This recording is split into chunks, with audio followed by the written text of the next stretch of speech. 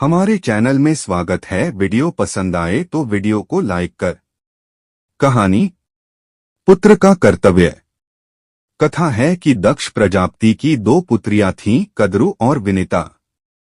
दोनों का विवाह महर्षि कश्यप से हुआ। विनिता सरल, सीधी और मासूम थीं, जबकि कद्रु के मन में विनिता के प्रति गहरी जलन और द्वेष भरा रहता था। कद्रु हमेशा सोचती थी कि वह विनिता से श्रेष्ठ है। इसी घमंड के कारण वह हर समय विनिता को नीचा दिखाने और अपमानित करने का उपाय ढूंढती रहती। वह चाहती थी कि किसी तरह विनिता को मुसीबत में डालकर अपनी दासी बना ले। इस दुष्ट विचार में वह हर वक्त लगी रहती। समय बीता और एक दिन अवसर भी मिल गया। उच्छ्रवा नाम का अद्भुत सफेद घोड़ा आकाश मार्ग से गुजर रहा था। कद्रु ने उस घोड़े को देखकर चाल चली।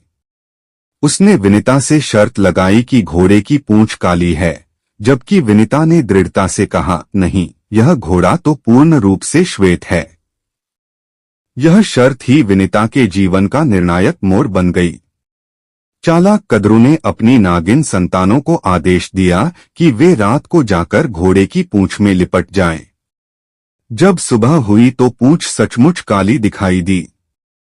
शर्त हार गई विनिता और उसे अपनी ही बहन कद्रु की दासी बनना पड़ा।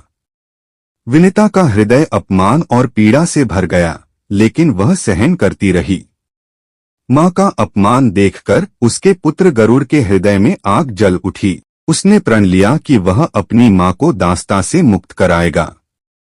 गरुड़ ने अत्यंत पराक्रम दिखाते हुए देवताओं से अमृत का कलश छीन लिया।